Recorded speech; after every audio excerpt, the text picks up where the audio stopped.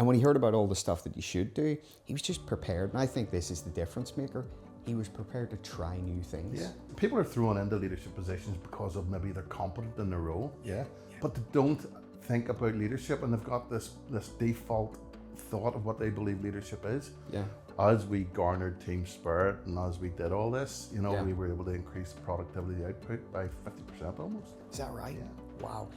And those are the stories that people need to hear.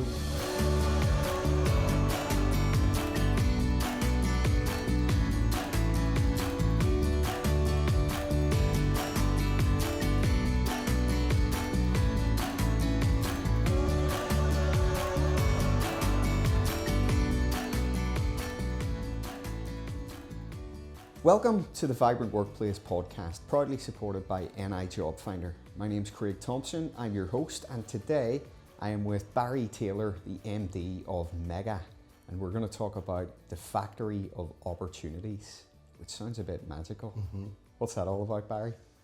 So the factory of opportunities was it came out of thin air almost. It was at an event talking to careers advisors about manufacturing. That in itself was bizarre. I was brought in to talk to careers advisors because they didn't know enough about manufacturing. Yeah. Okay, yeah.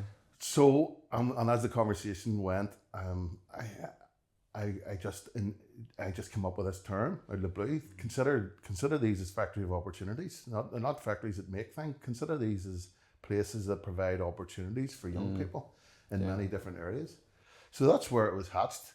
It's grown since then. So and we're using it in Mega, and we're using it as a promotional and awareness tool to try and encourage more people to apply for manufacturing jobs, to educate people about manufacturing, but also to promote the work Mega does, and also to promote what Mid Ulster's all about. So the whole thing's growing. Essentially, it's now promoting Mid Ulster as factories of opportunities as well. And and down to the singular side of things, that every single factory has tremendous opportunities for young people. You're going to have to trademark that before we put the podcast out. It's a brilliant term. I saw you posting about it one time and I thought, I love that. It immediately in one sentence just opens your mind beyond what you thought maybe that sector was going to be all about versus what it is. And we could talk more about that at the moment. I suppose, there's also the other risk, which is not going to happen, which is people go, oh, that sounds magical, right? There's not going to be any work to be done. It's all going to be like Disneyland, isn't it? We're all skipping to work through the car park.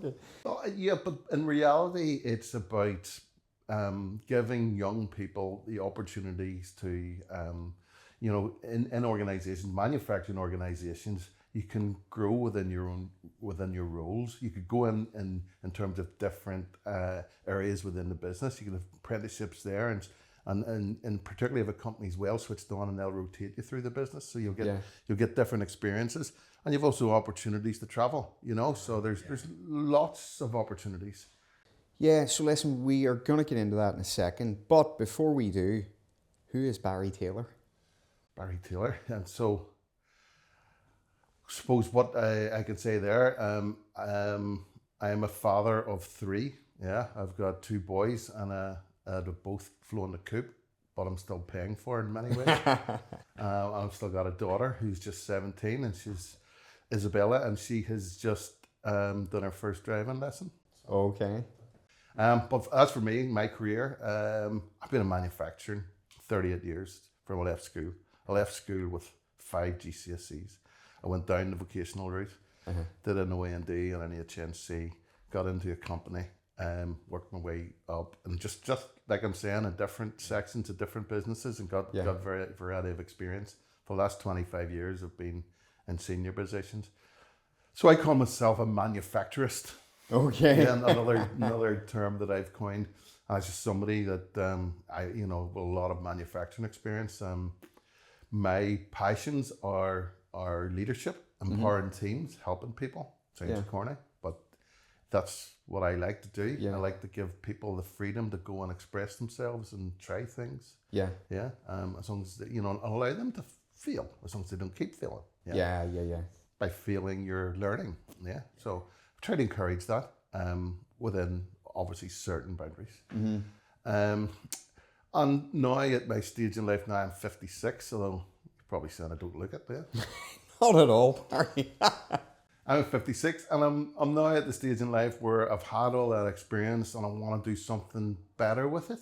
Yeah. You know, as opposed to hitting operational numbers, hitting your KPIs. I want to see how I can use that experience and help people. Yeah.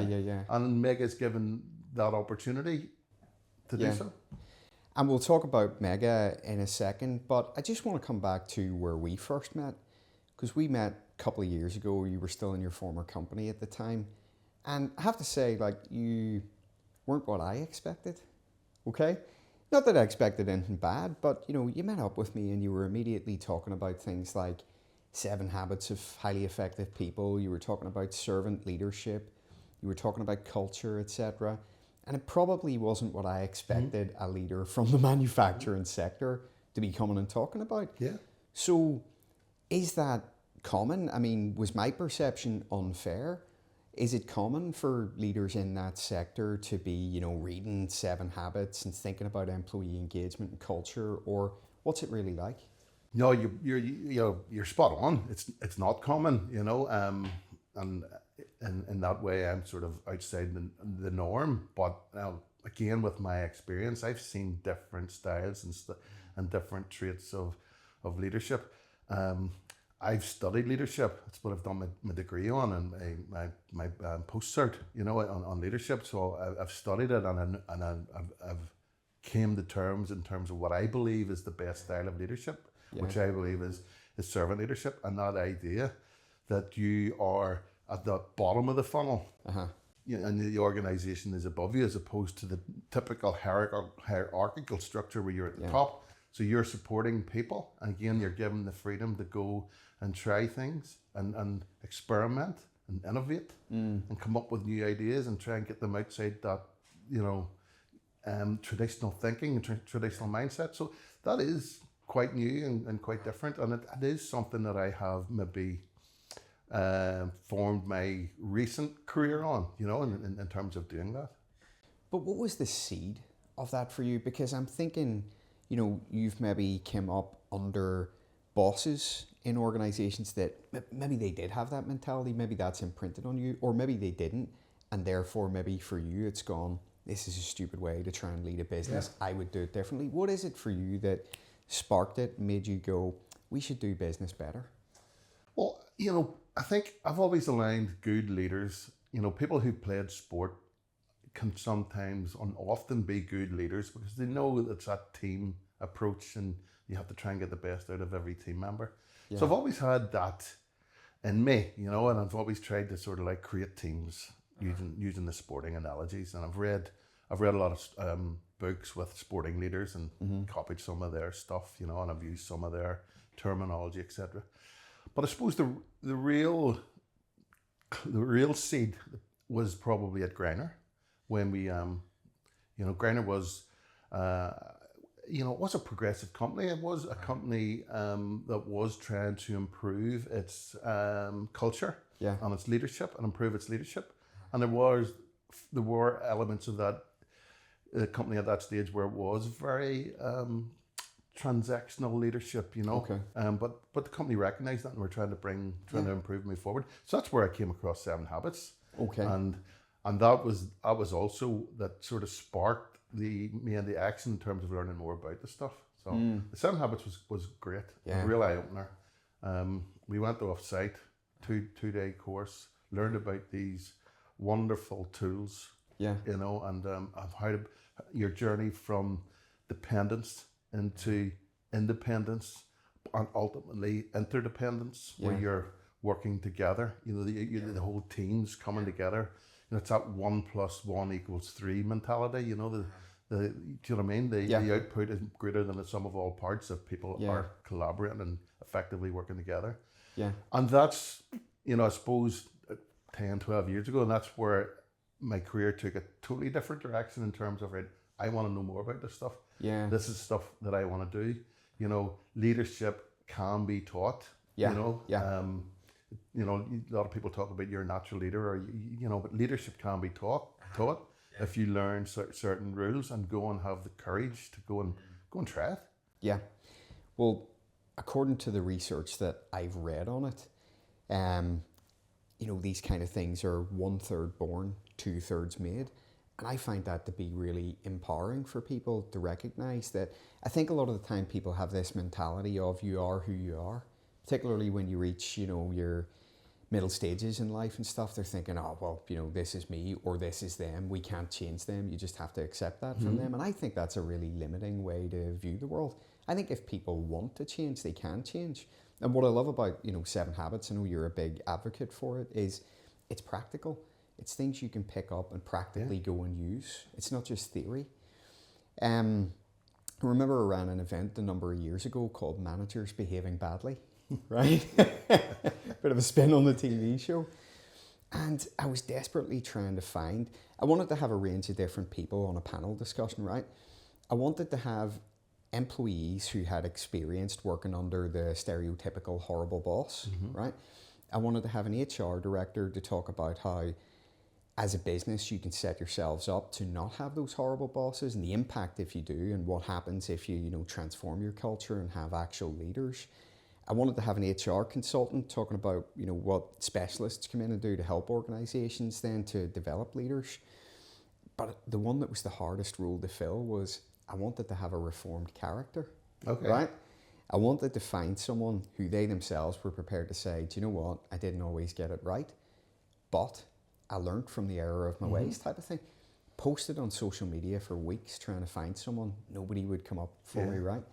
And eventually I sent an email out to everybody in my inbox. And my ex-manager, who I used to work under the previous company I worked in until 2014, he messaged me and he said, I'll do it, right? But here was the interesting thing. When I worked under him, he was the best manager I ever had. Okay. He was brilliant. Had he already reformed? He must have. So he said, I'll do it. And I rang him up and I said, but you were a really good manager. In that organisation, he was the one, and it wasn't that there weren't other ones who would do this. There were some that did, some that didn't, but he was the one that without fail, he had a coaching session with you every month.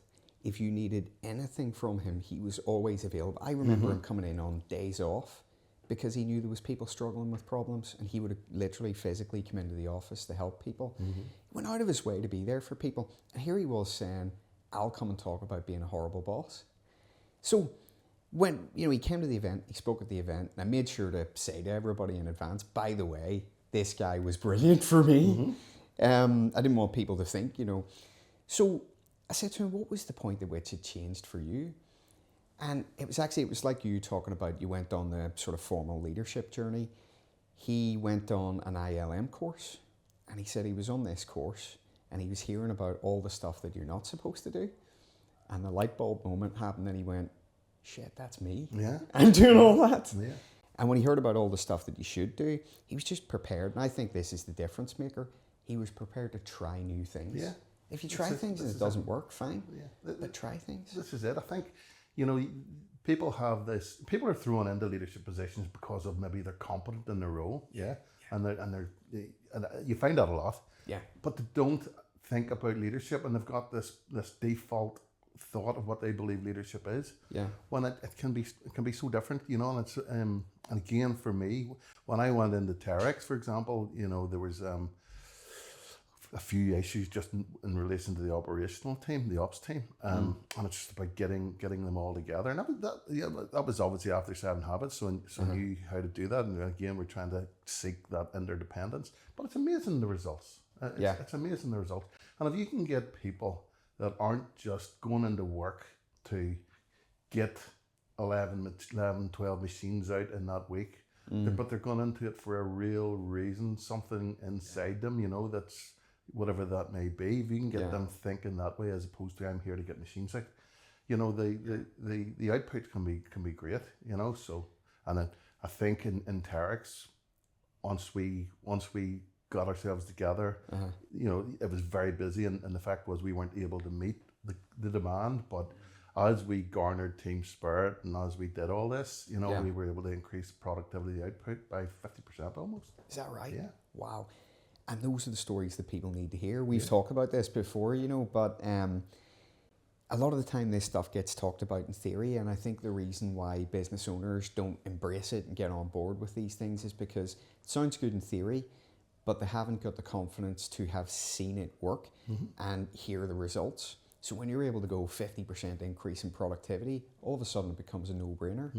We need more of those stories. Yeah. And I'm interested because you talked about mindsets of the people around you, because you've decided right at this point in your career, there's a better way to do business and I know it will deliver better results, but you're one person in a system and you have to go in there and you have to influence and encourage other people to choose to change. How do you do that? Yeah, well, it's not an overnight thing, you know. You have to work at it, and again, I firmly believe in the 7 habit material. So, but within Terex, for example, any business I've been since Greiner, I've introduced 7 habits. I've introduced some of the leadership stuff that I've learned, and I've worked to try and get people to, you know, take responsibility, to be experimental, to try things, you know, and try and build their teams as opposed to, you know, telling their teams what to do. You know, try and build that sort of autonomy with certain barriers in place. Okay. Does that answer the question? I forgot what the question was. Yeah. No, look, the 7 habits framework, I know you're on commission for this. You can give your discount code in a minute. Yeah. But yeah, so it's, do you know, it's funny because I talk about 7 habits in my programs, and I brought it up with one company recently, and we had the whole leadership group on this program. There was 23 of them, and they went and bought the book for everybody on the it's so powerful. Yeah. I mean, I've left the business now, but you know, they're still working on 7 habits. Yeah. They still, we set up a whole infrastructure for 7 habits, for coaching sessions, for checking in sessions, for buddy groups. And then people were putting their hand up. They wanted to be in-house trainers. So we put them through, through certification, and they are certified 7 habits trainers, and they're delivering away at that. They're trying to spread that further through the whole business, you know. So they've become advocates. Yeah. Very Big time. And even some of them that had put their hand up for training, I would not have expected that person to put their hand up for the training at the very start. So they've seen the benefit of it. And they're then cascading that out throughout the organisation. Yeah, because work can't be seen as just something you have to do to pay the bills. You know, you're spending so much time on it. You get up early every morning. There needs to be something more meaningful, you know, with your work, and that's what I find, and that's what I try to do. Otherwise, you know, who could be bothered with that? I'm just going into work to get 11 machines out this week. That's not what it's about. It absolutely resonates with me. Do you ever come across a book called Man's Search for Meaning? No. Brilliant book, right? And where I came across it for the first time, I was surprised at this after I read the book, but I get it, but it always seems to come up in the list of best books to read about, you know, understanding human motivation and leadership and things like that. But it's not about work, right? It's actually this story, real story obviously, from a guy called Viktor Frankl, who was a survivor of some of the concentration camps, right? Yeah. And he used his time in there to study the human condition, right? So, and there's a quote in the book, and this is what relates to what you're talking about, where he said, he who has a why to live can bear with almost any how.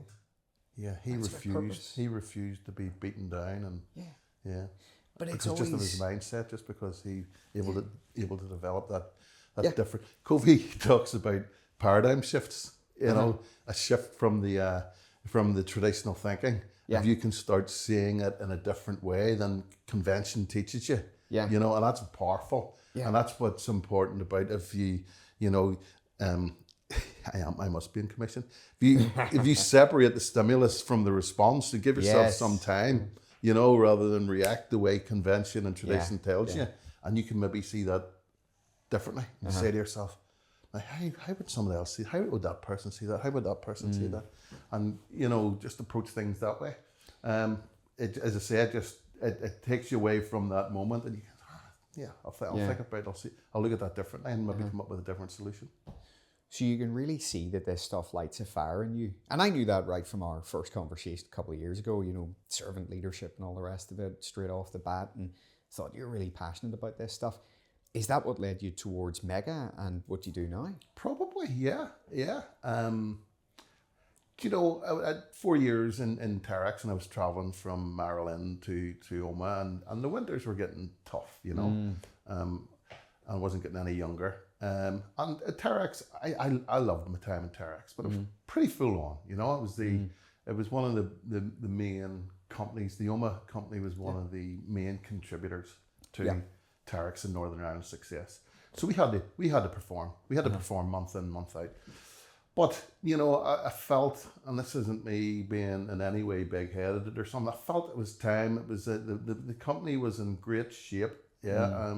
There was a bit of a lull in business. I just felt it was the right time to maybe step away, because there was people, that could step up into the role and they were ready for it, So Terex is in good hands. It's ready for when the business bounces back.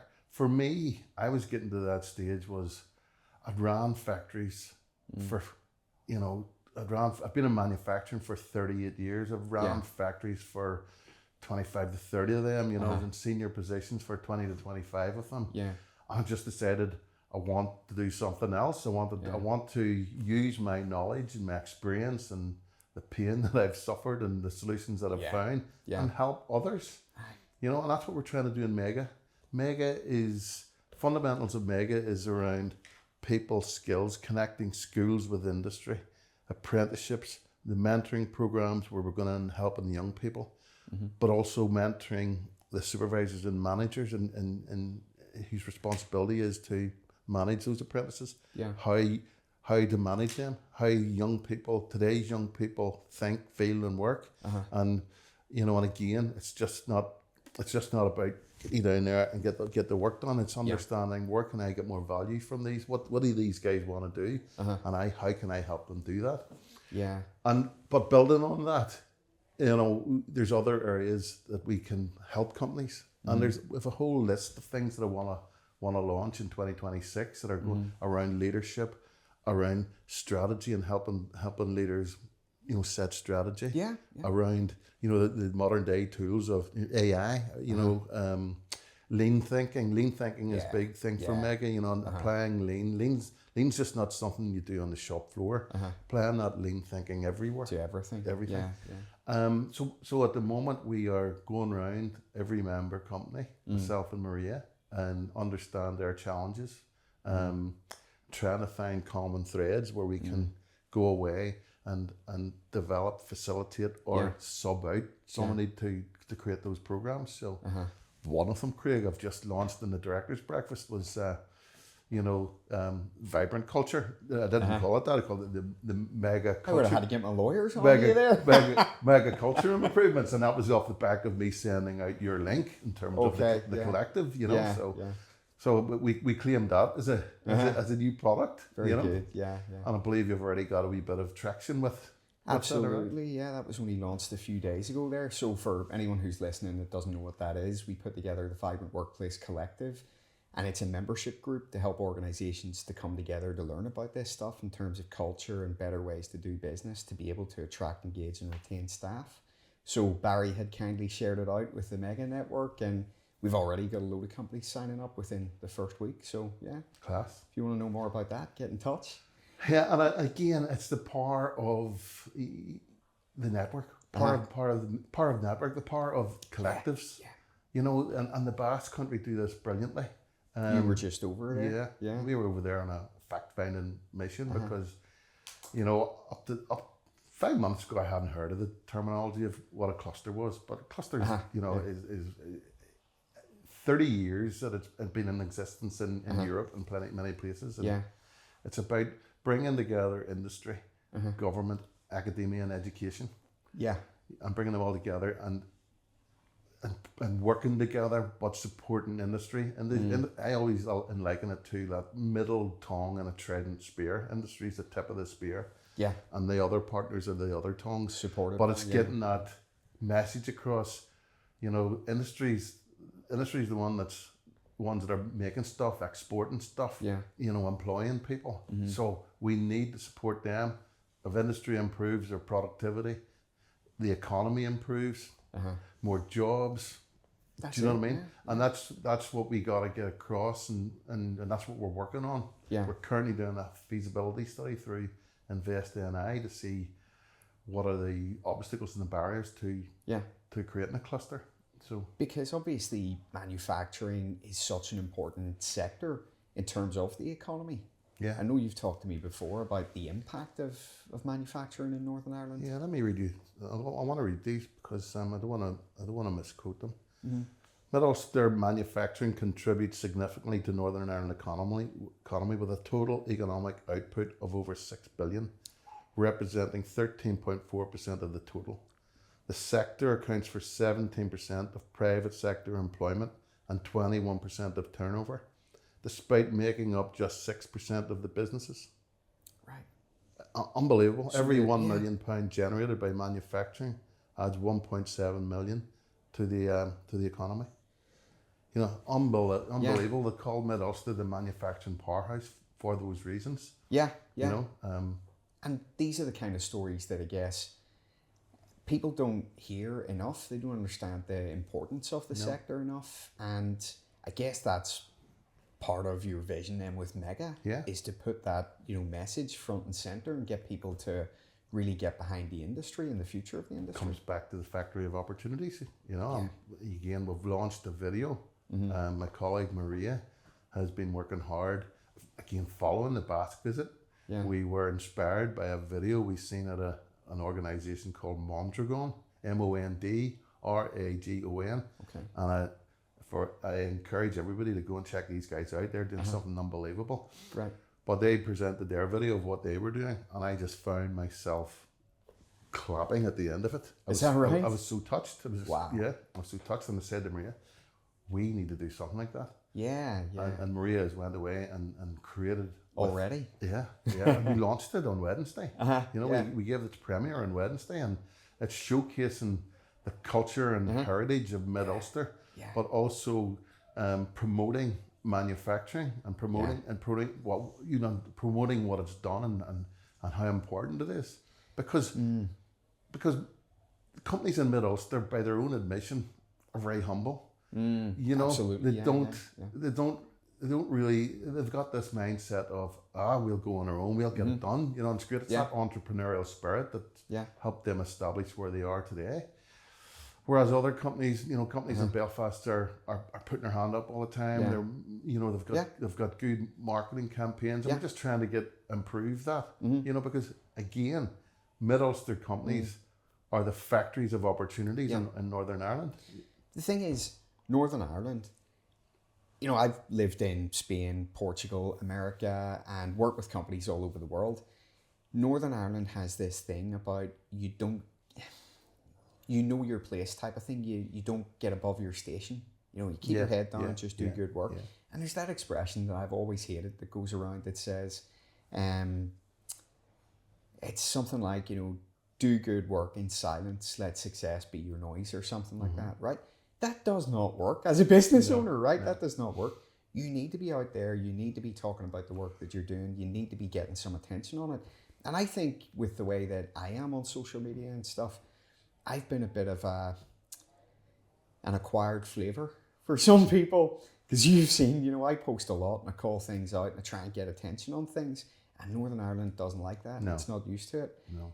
But you have to do that. You have to get people talking about things. And I'm encouraging our member companies to invite people to their premises, because as I go around the companies, I'm amazed by what's going on in these factories that are out in the country and in rural areas, and that are employing maybe 300 people, are fully automated. You know, doing some great stuff in the digital space, doing great stuff with robotics and stuff. You know, the region's full of them. And I'm saying to our members, encourage people to come and see what you do. And I'm saying to my members also, go out and see what others are doing, because it's stimulating, it's eye-opening.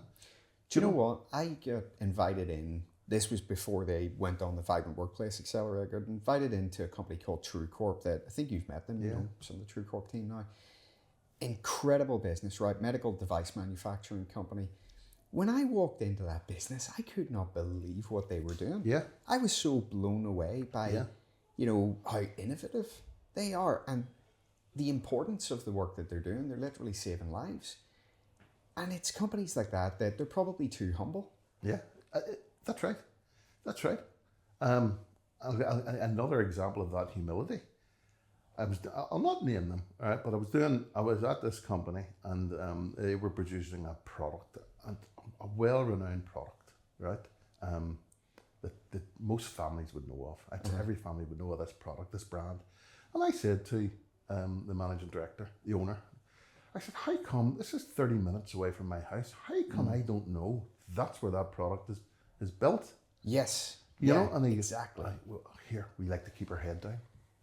And and I get it. People, want to be humble and they think that's the, good, honest way to do a job and to do business. But it denies opportunity for the business to expand and even beyond the individual business as well. Because one thing that we talk about is employer branding, but actually sector branding is almost never talked about. Mm-hmm. And, on that note, I know this ties directly into your concept of the factory of opportunities, but what do you think, before we talk about what the opportunities are, what do you think the common perception of that sector is at the moment? If I'm, raising a couple of kids and I haven't worked in that sector, what do you think is going to be in my mind? What do you think is in the mind of common parents? And this comes back to the story where I was talking about being at an event, trying to educate careers advisors.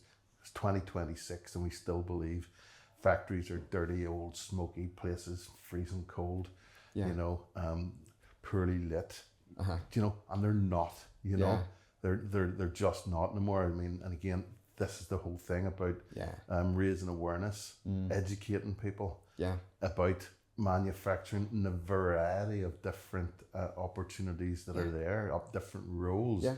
I mean, in manufacturing, you can go anywhere from finance through to engineering to HR to manufacturing to sales. It's all there.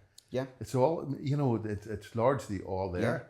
Yeah. So it's just, I think it's trying to. There's a number of things we need to do. Is the reason why people. I'll give you a few stats. 55% of people go down the traditional route. 60% of people, only 60% of people get a job in their chosen field. Okay. 30% don't get a job for 15 months. That's a traditional route. Right. 10% go down the apprenticeship route. And we have a 6% shortfall in labour. And the problem is, we're pushing degrees. Schools and colleges are pushing kids and parents are pushing kids to that degree route. Yeah. And there's more degree programs in place than there are jobs. And I'm just saying, think about a career in an apprenticeship career. There's a variety of them, level 2 to level 7, variety of different age groups. Think about that. Because I think the KPIs are wrong. I think the schools are pushing down the traditional route because that's maybe the way they're measured. I'm not sure. Right. But there's too many degree places than there are jobs. Yeah. And there's a shortfall on the other side. So the balance is wrong. Yeah. And we have to address that. So we have to educate careers people, parents, and young people. Yeah. And that's what we're trying to do. But and then when you think about the peer pressure kids are under, their mates are going to college, they're going away, maybe living away from home, and they're excited about that. So it's a fear of missing out as well. I think that's changing a wee bit though, because I think that in my generation we were encouraged, go to university, and so many people went to university, got in a lot of debt because of it. Yeah. And then couldn't get a good job off the back of it. So they still started out then at the bottom of the ladder on, peasant salaries and stuff and found it very difficult to ever raise those to a meaningful level. And then you get to the point, 10 years on where you start to go, why the heck did I go to university? Right, beyond maybe the social side and the nightlife and stuff. Why did I actually go? Because it didn't benefit my career.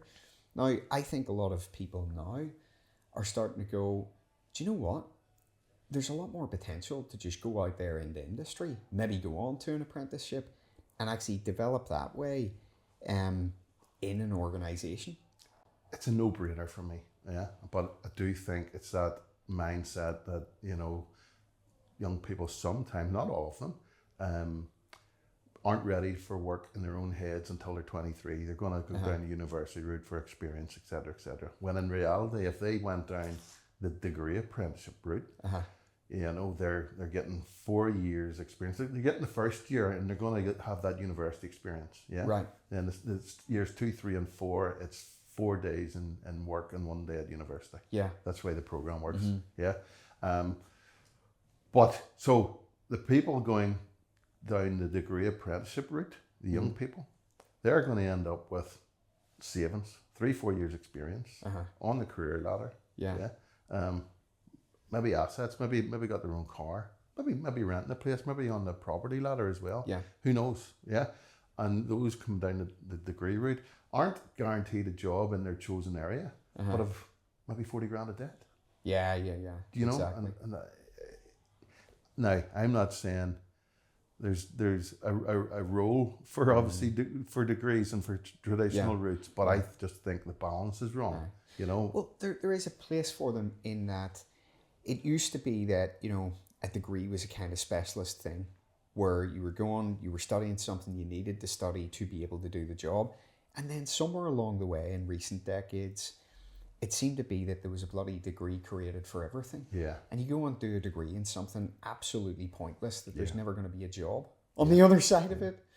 And therefore, you know, so many people got funneled into universities, acquiring loads of debt to get qualifications that aren't going to get them a job. Yeah. So what was the point? You talk about, you know, this factory of opportunities. Whatever it is that you want to do, you can probably do it in manufacturing and engineering firms. You know, and I think about, and this for me all comes from my conversations with you, I think about your exposure to innovation is probably way more in that sector than sitting in an office somewhere. Absolutely. Where things maybe take decades to evolve. In manufacturing, you're probably always thinking it's that lean mindset. How can we do things better? How can we do things more efficiently? And they're always thinking about evolution and continuous providing the leaderships there, providing that right level of leaderships there. Yeah. And that's what, again, what we're working on, you know, and you know, we're running our leadership courses to provide that sort of stimulation or change of mindset for leaders too. So that's important, you know. I'm aware that not every factory will provide that level of innovation. That's a journey to bring. Majority of them do, to get more of them on board. To get more on board. And again, the other thing that I need to point out, because you know, and a lot of companies struggle with this concept because, you know, there's more apprentices than there are companies taking them on, recruiting them and hiring them. Yeah. And that's simply a financial thing because they're not getting any support. Okay. You know, so, and a lot of companies just can't afford to prop somebody up for 12 months, 18 months, you know. Now, the ones that do and invest in that and keep that pipeline going, particularly in degree apprenticeships, they enjoy the rewards. They've got bright young people that are doing great things in the organisation. Retention's 95% as opposed to 70% for graduates.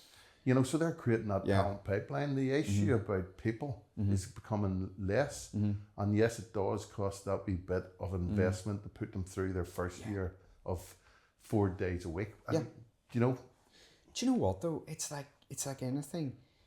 You know, you have to, it's not a gamble, but you have to make that investment at the outset to get the benefit later. If you said to, you know, the managing director of some manufacturing firm, if you bring in this piece of equipment, it's going to cost this, but in 12 months' time, you're going to be saving this. They'd be like, absolutely, bring it in. But if you said you can spend 12 months developing this person, they're not going to be productive at the same level as someone who comes in with 10 years experience. But the loyalty and the trust that you build with them because you've invested in them, you've developed them, you've grown them, they're probably going to stay. And, there is statistics, there's research about how long they stay for, etc. It's an investment that's going to be worthwhile. But I always find that, and this is not limited specifically to, that sector, it's all sectors. There's this mentality that goes around a lot of organizations that if the idea of doing something by our people costs money, that's something that we'll do later. When we've got loads of money and we're cash rich, then we'll look at that. They don't see people as something that need to be nurtured, developed, invested in. That's very true. That frustrates me. Yeah, that's very true. And I'm seeing that. Companies are thinking, right, I need to improve my efficiency. This is what we need to do. We need to automate more. We need to get robots in. And yes, that will help. Yeah. But fundamentally, there's a piece of work to be done there around processes and behaviors to get ready for robots. You can't just go from A to robotics and automation. You need to make sure that the culture of continuous improvement, and you've got the processes right, and you've got the material flow right, and people are thinking lean. There's tremendous opportunities for efficiency improvement in business already if they adopt that mindset, that lean mindset. So when you talk about automation and advancements in technology, and obviously, we've got AI that it's weird because it's been, there and it's been developing for years, but it just seemed like a couple of years ago, boom, all of a sudden AI is everywhere type of thing. What do you see? I mean, if you were advising your own kids now to, take a job in any sector, right? And you're thinking about the jobs that are going to be safer and the jobs that are going to be more at risk, where would you be advising young people? What sort of route would you be advising them is going to be a more safe route in terms of job security in the future? Well, it's horses for courses, isn't it? I mean, I'm speaking of my own family. Both went down the traditional degree route. Both are doing well. But one stayed in that sort of like financial sector, and one is ended up in manufacturing. And he admitted to me, he wished he had went down the degree apprenticeship route.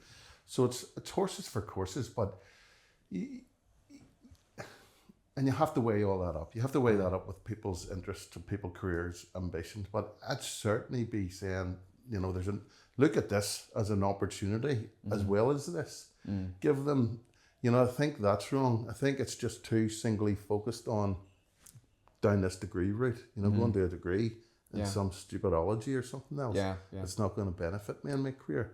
Or go down this route, get experience, get rotated, find out what you really like. And work at that, and because again, the opportunities. I started off when 1986. Is that right? Okay. Yeah, 86, 87. On pittance, and I've just worked my way through. Now you might have to move, from time to time to advance your career, but that's fine. That's a personal decision. So for me, it's about making sure the young people know of all the opportunities. And that's where I think the balance is wrong. I think we push too much on one side. And this manufacturing side still has a poor reputation and poor image. That is changing, and it's changing because as and when companies build new premises and implement technology, etc., it's becoming different. But we still need a bit of work to do to present that. I think that's exactly it's what we talked about before. It's the image, it's the perception, it's showcasing what might a career be like for young people in that industry, so they know what opportunities are going to be available to them, why it can be a good thing for them in comparison with other sectors. Because other industries are doing things like, and by the way, I say other industries, most organizations in any industry are not doing these things, right? But but they're branding themselves as places for perks and benefits and 4-day weeks and work where you want, when you want, and all this different stuff. How can the manufacturing and engineering firms compete with that in terms of perception? Again, less humility, promote themselves more, market themselves more. What we're doing is trying to connect at that young age, school age, connecting schools and industry, getting school tours, planting those seeds earlier on. And those are great. Again, some of the stuff Mega are doing are work experience programs for really young kids, they're going in and they're making stuff with materials, just to sell production and manufacturing. So there's a number of things to be done there, but as an industry, as a whole, we need to be better marketing ourselves and competing against this and saying, right, don't just think about, a career down in the financial route or whatever else. Here's other things for you to do, and here's the opportunities for you. We don't do that well. I almost think we need a television campaign to get that out there. You know. Well, you say that, and I'm not saying you're wrong. I know nothing about the marketing world, right? But we can harness social media so much now. I mean, you can put a reel up, and you don't even require it to go a little video, and you don't even require it to go viral. Fair if point. You put a bit of a budget behind it, it's going out there to tens of thousands, hundreds of thousands of people. And you can obviously set your demographics and target people of certain ages and all the rest of it. Yeah, fair point. Yeah.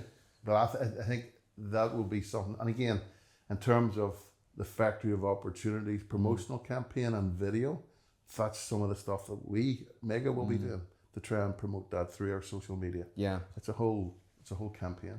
But it shouldn't just be Mega. Organizations need to be doing it, promoting and trying to sell the new image, the new opportunities, because technology's changing. I read somewhere the first 3 industrial revolutions were 70 years apart. Okay. Now the last 2 are industrial rev 5 now, apparently, and the last 2 are 10 years apart. It's going to be quicker. They're expecting the next one to be in 5 years' time. That's bonkers. So it's totally different to the old image of that dark factory, broken windows, freezing cold, dirty steel, etc., etc. Absolutely, and I think that's a massive opportunity for Mega, and a role that Mega can play is to help to present the industry in a more attractive way for people, help them to understand. Because you and I, because of the work that we do, we're in and out of companies, so we see companies and we know the ones that you walk into and you go, bloody hell, that is night and day. But maybe they don't realise that. Maybe that's part of the problem. Maybe they're in there in really good businesses, right? And they just assume all the other businesses are like that. Yeah. Yeah. And that's why I encourage them, get out and see some of the other ones. I mean, I'm really encouraging the Mega companies to go. I'll probably have to organise it, to try and create that. But it's so important. Get out and see what other companies are doing. Yeah. So I've created a manager director forum, and the idea is to provide that safe forum where people can connect, share ideas, and support each other. Maybe ask for help. And that's what I'm trying to do there, and hopefully we can create that platform where people will go out and visit other companies. What about the challenge around stuff like this Good Jobs bill and things like that are coming? Because it's not just that young people want more from an employer or expect more than maybe was the case 20, 30 years ago, etc. But it's also now the case that organizations are going to be put under pressure to do more, whether young people are, the ones that are asking for it or not. There's more that's going to be legislated. And what I'm finding is there's a lot of fear and there's almost anger sometimes at what's being asked of employers who are maybe feeling the pressure, the margin's tight, and now we're coming along and saying, you have to do this, you have to do that. What's your take on, I guess, the mindset of today's workforce in terms of what they want from an employer and the expectation of what an employer should be providing? Yeah, so if I can step outside my Mega role and speak as Barry Taylor here, young people, I think, want to get there quicker in terms of salaries, but they don't necessarily want the responsibilities, or they don't necessarily want the workload to go with that. They just want to get there and earn this and earn that. They're not. It's different from when. Sounds like my granddad. It sounds like one of those stories. Whereas when I was starting off, I started off with, again, earning very little, but it was enough. It's enough to help me, run a car and whatever else, and do whatever I wanted to do. And I knew the mindset I had to work my way up. Yeah. I had to work my way up, and when opportunities came, apply for it, sell yourself, and try and get it, and so on and so forth. I don't think that's just the case anymore. I'm not sure.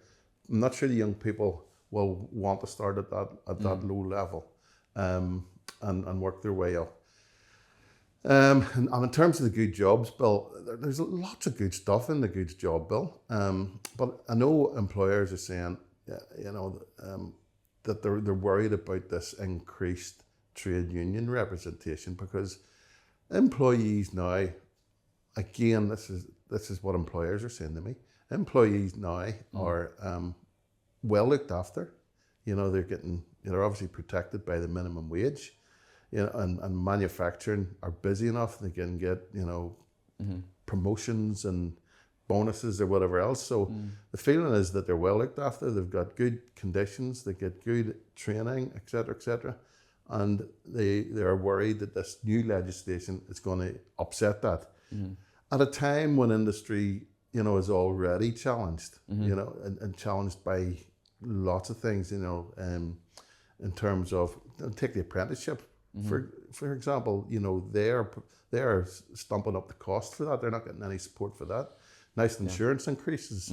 That's all hitting employers' bottom line. So, rightly so. I think the companies are just worried that that's gonna hurt their margins more. At a time when there's not much room in the margins. For me, there always has to be a business case for what we're doing. I mean, I set my business up. I think the perception is maybe that, I'm going to be one-sided. Do more for your people, do more for your people, do more for your people. I'm not. I'm always saying whatever we choose to do, we should be doing it because it's good for the workforce and delivers better business. And I think that, combined approach is often missing in these conversations, thinking about both sides. There has to be a business there at the end of it in order to keep paying the wages and keep, delivering. I think that I agree with you, by the way. I work with a lot of different sectors, companies all around the world. There absolutely is a demand for fast progress now from younger people. But I also look at the root cause and I kind of go, where does that come from? And when I look at things like the cost of a home in the 1970s was about 2.5 times the average annual salary. That's quadrupled.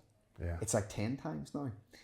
We used to have a society and a model where one full-time worker out of the household was able to own a home, maybe have a car, and retire and be comfortable.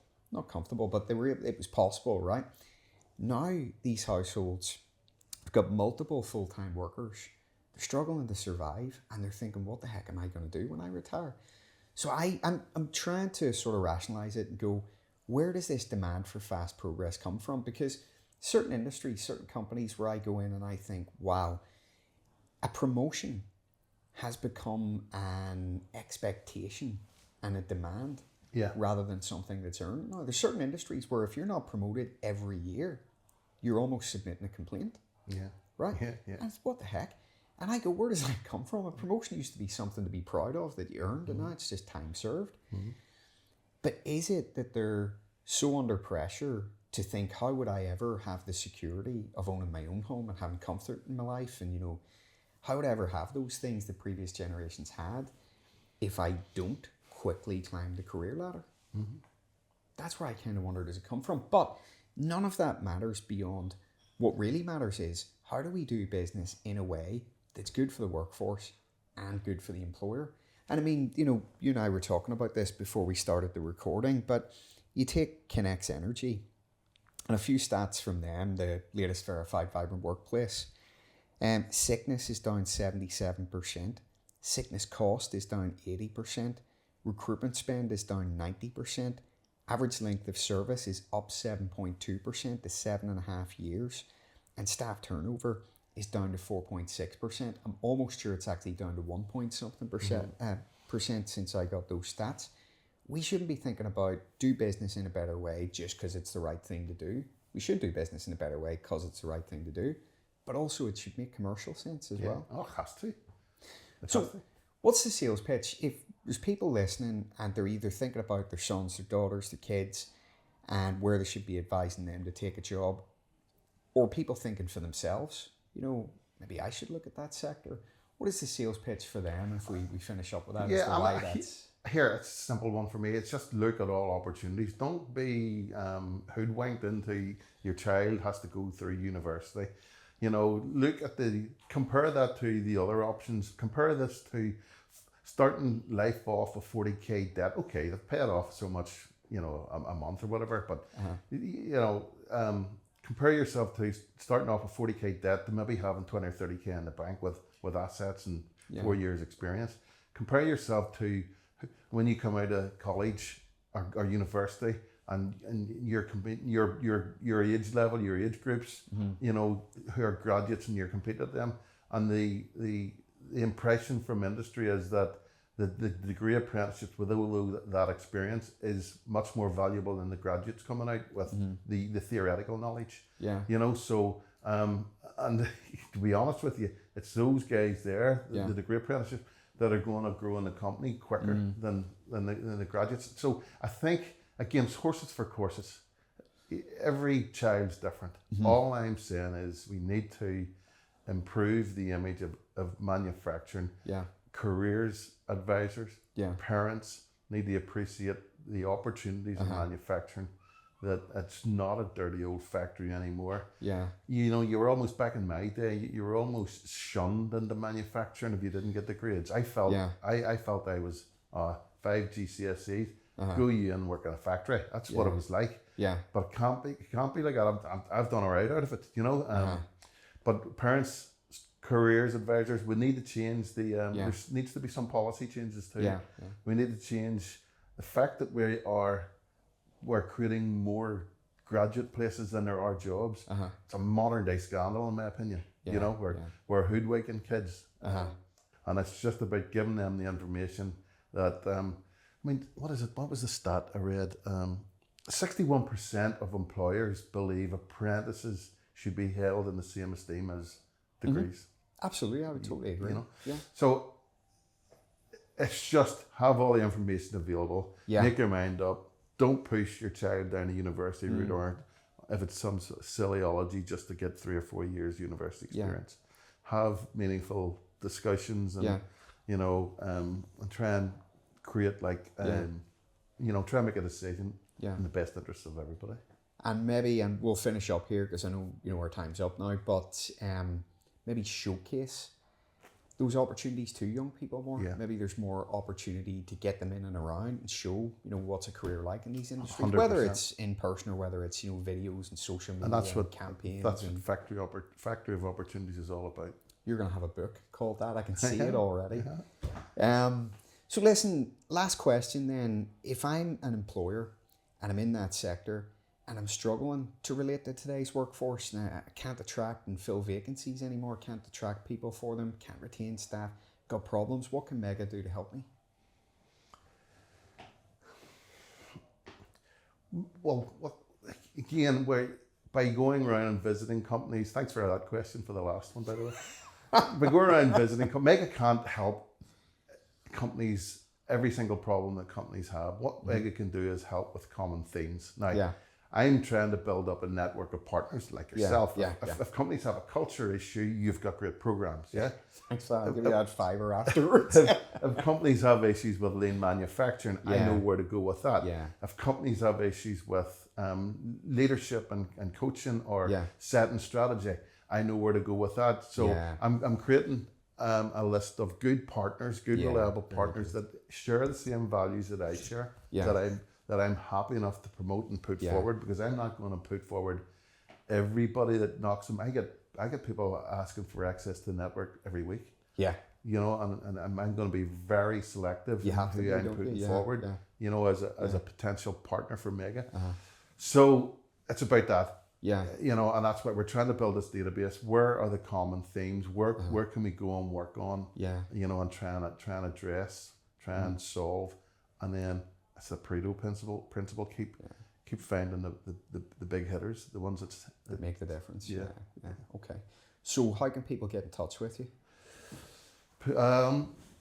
Contact me through LinkedIn. I think is probably the best place. I'm not sure if I should give my phone number out here.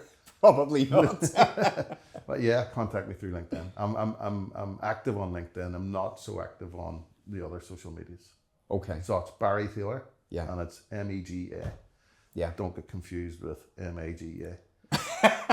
Okay. Totally different. And Mega, you haven't organisation. actually said what Mega stands for. Okay, it stands for Manufacturing, Engineering, Growth and Advancement. Okay. There you go. Brilliant. So Get it's in all touch about with growth Barry. and advancement. Yeah, brilliant. Give Mega a follow on social media. Connect with Barry. Have a chat with him. Hope you've enjoyed coming on the show. Been great. Good. Yeah. We'll Yeah. get you back on again. Yeah, thank you. Thanks for inviting me. And we'll get you speaking at one of the forum events in future. Obviously, you were going to speak at the last one, but Yeah, no problem. It's all part of this raising awareness. So Yeah. we need to get out there. We need to send that message. We need to yeah. get through to people. Thank you very much, everybody, for tuning in. I hope that you have enjoyed this episode. I hope it's been interesting, informative for you. Would encourage you to, connect with Barry and think differently about opportunities in that sector, whether it's for yourself, whether it's for family members and friends. If you have enjoyed the episode, I would appreciate if you would give it a follow on, Spotify, Apple, YouTube. Give it a share on social media to help us to get these stories out to a widen audience as possible so that we can promote these messages. And give it a wee 5-star rating if you have enjoyed it as well. That'll help to boost it as well to a wider audience. So thanks very much for tuning in. Hope you've enjoyed it, and I'll see you on the next one. Thank you.